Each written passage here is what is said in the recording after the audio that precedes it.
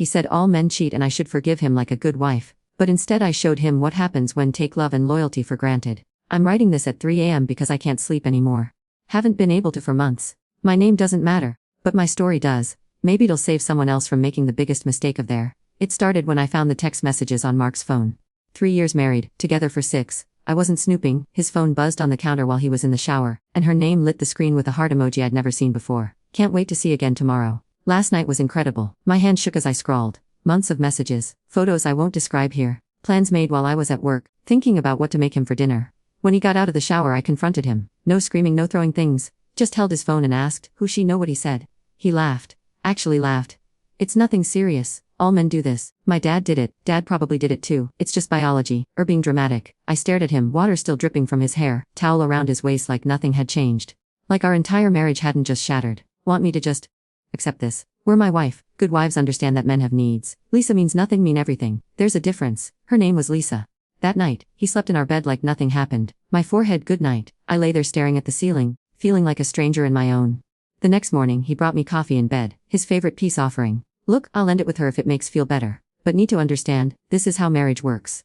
My mom never made a big deal when my dad had his friendships. That's why they stayed together 30 years. I took the coffee, smiled, said thank, but something inside me had already broken. Not just my heart, my entire understanding of who I was, who we were. For 2 weeks I played the good wife, made his lunches, laughed at his jokes, let him hold me at night while I planned my revenge. Because here's what Mark didn't know about me: I don't just get mad, I get even. I started small, downloaded dating apps while he was at work. Nothing serious, just exploring, seeing what was out there, reminding that I had options. That's where I met David. David was everything Mark wasn't. Attentive, romantic. He asked about my day and actually listened to the answers. He remembered small details, how I liked my coffee, that I was stressed about my sister's wedding planning, that I'd always wanted to travel to Italy.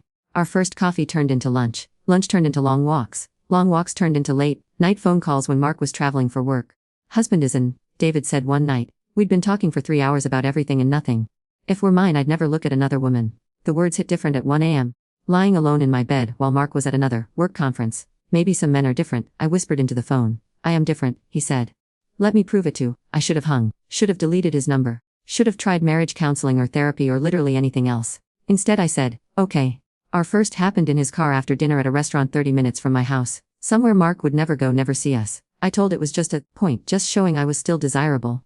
Still worth choosing. But kisses turn into more. Always do. The hotel room was nice. Clean white sheets, flowers on the nightstand that David had brought. Just because. He was gentle, patient, everything I'd forgotten I deserved. Afterward, lying in his arms, I felt alive for the first time in months. I should go, I said, but didn't move. Stay a little longer, David murmured against my hair. When's the last time someone made feel this beautiful? I couldn't remember. I started living 2 lives. Dutiful wife by day, David's girlfriend by evening. Mark never suspected, why would he? He was too busy with Lisa and probably 2 other women I hadn't discovered yet. For 3 months it was perfect. David and I made plans, talked about a future together. He was patient about Mark, understanding about my situation. When I'm ready, he'd say, I'll wait as long as it takes. I was ready. Had been ready since that first night I found the messages. I just needed the perfect moment to destroy Mark's world the way he'd destroyed mine. That moment came at his company's annual Christmas party. Mark had been extra affectionate that week, probably feeling guilty about his latest business trip with Lisa. He kept talking about how lucky he was to have such a understanding wife, or 1 in a million, he said, straightening his tie in our bedroom mirror. Most women would have left by now. I smiled and handed him his cufflinks, the ones I'd bought him for our first anniversary, back when I thought we'd grow old together. I'm not most women, I said. At the party I played my role perfectly, laughed with his colleagues' wives, complimented his boss on his new promotion, smiled adoringly when Mark gave his speech about work balance and the importance of family. But I'd invited David. He came as my cousin from out of town, and Mark was too arrogant to question it. David was charming, funny, everything Mark used to be before he decided I wasn't worth the effort. Around midnight when Mark was outside smoking cigars with his buddies, David and I danced, just once, just long enough for Mark's coworkers to see, to whisper, to pull out their phones. Are sure about this? David whispered as he spun me around. I looked through the window at Mark, laughing with his friends, probably planning his next betrayal. I've never been more sure of anything. The photos hit social media within an hour. Mark's phone started buzzing before we even got to the car. What the was that? He demanded as we drove home. What was what? Don't play. That guy we're dancing with. People are talking. I stared out the window at the Christmas lights blurring past. Each one looked like a star falling. People talk about a lot of things, I said. Don't they, Mark? That's when he knew. I could see it in his face in the rearview mirror, the exact moment he realized his understanding. Wife had finally understood too much. When we got home, I went straight to our bedroom and started packing. Where are going? He demanded, following me upstairs. David's. The name hit him like a physical. He actually stumbled backward. Or having an affair. I folded my favorite dress, the red one he'd complimented on our second date, a lifetime ago, and placed it carefully in my suitcase. Good wives understand, I said, not looking at him. Isn't that what taught me? Ready for chapter 2 when give me the go-ahead. Moved in with David that night. Felt like the most powerful woman in the world walking out of that house with my suitcase, leaving Mark standing in our foyer like a broken statue. For exactly 6 days I was untouchable. David's apartment was everything our house wasn't. Modern clean lines, no memories lurking in every corner. He cooked me breakfast, brought me flowers, told me I was brave for finally choosing. Did the right thing, he said, kissing my temple as we watched the sunrise from his balcony. Mark never deserved, I believed him. God, I wanted to believe him so badly. The first appeared on day 7. I was at work when my phone started exploding. Text after text, call after call. I ignored them until my boss knocked on my office door. Everything okay? Phone's been going off for 20 minutes. That's when I saw the Facebook notifications, the Instagram tags, the comments multiplying like a virus. Someone had posted a photo from the Christmas party, me and David dancing, his hand on my waist, my head thrown back laughing. The caption read, "Guess Mark Thompson's perfect marriage isn't so perfect after all." Within hours, it had been shared 200 times. The comments were brutal. Always knew she was a cheater. Poor Mark. What goes around comes around, I guess. She seems so sweet. Shows never really know people. But those weren't the worst ones. The worst ones were from people who knew about Mark's affairs. At least Mark was discreet about it. This is just embarrassing. There's a difference between having a fling and husband publicly. She could have just divorced him quietly. This is cruel. I stared at my phone, hands shaking. In their eyes, I wasn't the wronged wife finally standing for herself. I was the vindictive woman who destroyed her marriage for revenge. Don't read that garbage, David said when I called him, crying in my car during lunch break. They don't know what he put through. But they did know. Everyone in Mark's social circle knew about his affairs. His friends had covered for him, their wives had whispered about it at book clubs and yoga classes, and they'd judge me anyway. That night Mark's sister called. I can't believe do this to him, Sarah said without even saying hello. He made mistakes, but at least he kept them private. This is vindictive and selfish. He destroyed our marriage first, I said, but even to my own ears it sounded weak. So destroy his reputation, his career. Do know his boss saw those photos? There are rumors he might get passed over for partner because of the scandal. I hadn't known that. Suddenly, David's apartment felt smaller. Wanna leave him? Fine. But dragging him through the mud publicly, that's not the woman I thought were. She hung before I could respond. The worst part, she was right. I'd become someone I didn't recognize. Someone who prioritized revenge over dignity. Someone who'd turned her pain into a weapon designed to cause maximum damage. David tried to comfort me, but I could see something in his eyes. A flicker of doubt. Like he was wondering what kind of woman he'd actually rescued. Maybe we should lay low for a while, he suggested. Let things cool down. Translation: being seen with me was becoming a liability. Work became unbearable. I'd walk into rooms and conversations would stop. People who'd been friendly for years suddenly had urgent meetings to attend. My closest work friend Jenny finally pulled me aside. Look, I get that, Mark, but the way handled this, it's affecting reputation here too. What do you mean? Partnership decisions are coming next month. Word is they're concerned about judgment. The drama, the public spectacle, it doesn't look professional. I'd worked for 8 years for that partnership. 8 years of late nights, missed dinners, weekends at the office. All of it crumbling because I'd chosen revenge over wisdom. That weekend I went to get some more clothes from the house. Mark was there, sitting at our kitchen table with papers spread everywhere. Divorce papers. He looked when I walked in and I barely recognized him. He'd lost weight, had dark circles under his eyes, looked 10 years older. Sarah said, "We're coming by," he said quietly. We stared at each other across the kitchen island where we'd eaten breakfast every morning for 3 years. Where he'd me goodbye every day before work, back when goodbye kisses meant something. "I'm sorry," I said, and meant it. For which part? The affair or the humiliation? Both. Neither. I wanted to, I admitted. The weighed me. Mission accomplished. He gestured to the papers. I'm giving the house. Alimony more than get if we fought it out in court. Mark. I deserve this. Maybe not the public humiliation, but I broke us first. I know that. This should have felt like victory. Instead, it felt like standing in the ruins of something that had once been beautiful, both of us holding matches. Lisa left me, he said, not looking from the papers. Turns out she only wanted the excitement of being the other woman. When she realized I was actually getting divorced, she lost interest. I wanted to feel satisfied. Instead, I just felt tired. David and I are happy. I lied. Mark nodded, still not meeting my eyes. Good, deserved to be happy. But I wasn't happy. I was living with a man who'd become increasingly distant as the social fallout continued. Who'd started working late, coming home quiet, looking at me sometimes like I was a puzzle he couldn't solve. The woman who'd cheated on her husband for revenge wasn't the woman he'd fallen for. She was someone harder, more calculating. Someone who'd burned down her entire to prove a point. 2 weeks later, I found out why David had really been working late. Her name was Monica, 25, blonde, worked in his office. No messy divorce, no public scandal, no social media posts calling her a home wrecker. Just a pretty girl who laughed at his jokes and didn't come with baggage. I found out the same way I'd found out about Lisa.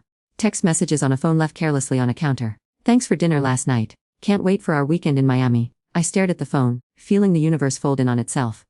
It's not what think, David said when I confronted him, but it was exactly what I thought. Because people like us, people who break promises, people who choose desire over commitment, we don't suddenly become different just because we found each other. Said we're different, I whispered. I am, with the right person. The words hit like I wasn't the right person. I was the rebound, the revenge story, the woman who'd proven she could be as faithless as her husband. Who would trust someone who'd cheated to get them? Who would build a future with someone who'd burned down her past for sport? I moved out that night. Not back to the house, Mark had already moved on too. Started dating someone from his gym, a nice woman reportedly. Someone who didn't know about Lisa or the affairs or the public meltdown.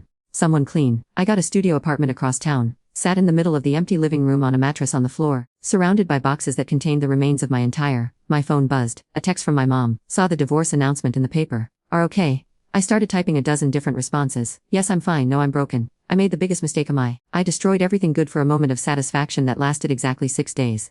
Instead, I wrote back, I'm learning. Because that's all I could do now. Learn to live with the woman I'd become. Learn to rebuild from the ashes of every bridge I'd burned. Learn that revenge might feel sweet going down, but it tastes like for years afterward.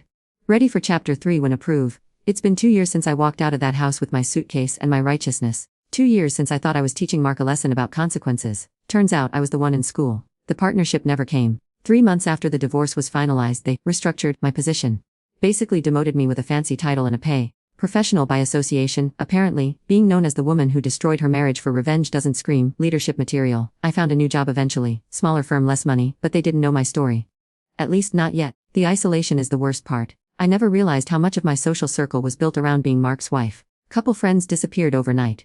Single friends didn't know how to handle me. Was I the victim or the villain? Was I someone to comfort or someone to judge? Most chose judgment. I tried dating apps for a while. But there's something about being a divorced woman who left her husband for another man who then left her too. It's like wearing a scarlet letter that says, I make terrible decisions and destroy everything I touch.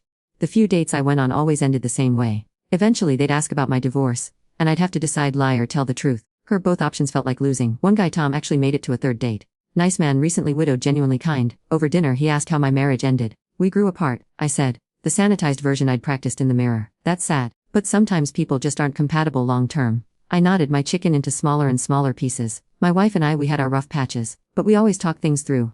Communication is everything in marriage, don't think. I excused to the bathroom and cried in the stall for 10 minutes. When I came back, I told him I wasn't ready to date yet. He was understanding, even offered to be friends, but I never called him back. How to be friends with someone who reminds of who used to be before became someone don't recognize. The worst part isn't the loneliness though. It's running into people from my old. Last month, I saw Mark at the grocery store. He was with his new girlfriend, the one from the gym. She was laughing at something he'd said, leaning into him the way I used to. They looked happy, genuinely, simply happy. He saw me before I could escape. For a moment, we just stared at each other across the produce section like two survivors of the same disaster. He said quietly. His girlfriend squeezed his arm and smiled at me. She had no idea who I was. To her, I was just some woman her boyfriend used to know.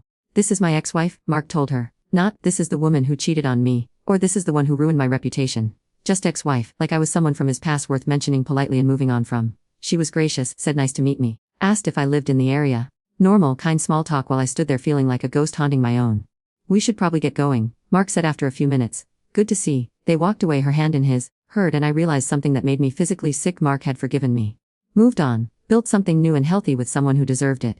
While I was still trapped in the aftermath of my own choices, still paying for a moment of revenge that had lasted all of 6 days, I found out later that Mark had gone to therapy after our divorce. Worked on himself, figured out why he'd cheated, made amends where he could. His sister Sarah told me at the coffee shop where she worked, she didn't know I'd started coming there. He really grew from it, she said, not recognizing me right away. We'd both changed so much. The divorce was a wake call. He realized he'd been selfish, entitled. Now he's actually a better partner than he ever was before. When she finally recognized me, her face fell. I'm sorry. I didn't realize. Oh, it's okay, I said, and it was. I was glad Mark had grown. Glad he'd become someone worthy of love again. I just wished I could say the same about. The thing about revenge is that it requires to become someone willing to cause deliberate pain. And once I've been that person, once I've chosen cruelty over healing, it changes something fundamental inside. I look in the mirror now and see someone I don't fully trust. Someone who, chose to back rather than walk away with dignity. Someone who destroyed her own moral compass for the satisfaction of watching someone else suffer.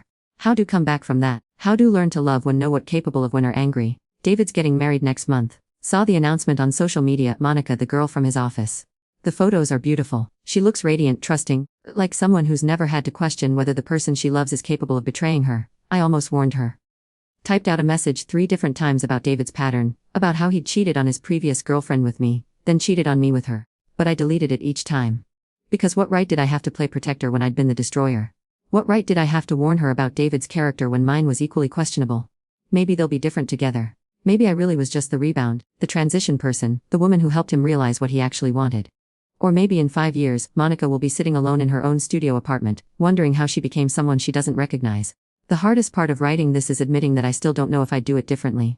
On my worst days, I remember how powerful I felt walking out of that house, suitcase in hand, finally showing Mark that actions have consequences. But power that lasts 6 days isn't power at all, it's just destruction dressed as justice. If I could go back, I think I'd leave Mark the same day I found those messages. Not to punish him, not to make a statement, just to save. I'd pack my bags, file for divorce, and walk away with my dignity intact. I'd let him face the consequences of his choices without making complicit in his destruction. I'd let him learn and grow or refuse to learn and stay broken, but I wouldn't make his healing contingent on my revenge. Most of all, I wouldn't have turned into someone willing to betray her own values for the satisfaction of proving a point. I started writing this at 3 a.m. because I couldn't sleep, but also because someone on posted asking if she should cheat on her cheating husband, to teach him a lesson. The responses were split, some saying he deserved it, others warning her not to stoop to his level. I wanted to tell her about the woman I used to be. The one who made good choices, who valued integrity, who believed that 2 wrongs never make a right. And I wanted to tell her about the woman I became. The one who's been single for 2 years not because she can't find someone, but because she doesn't trust herself to be someone worth finding. Revenge feels like justice in the moment, but it tastes like ash for years afterward. When take someone's love and loyalty for granted, and they decide to show what happens next, nobody wins. Sometimes the person who gets the worst is the one holding the match.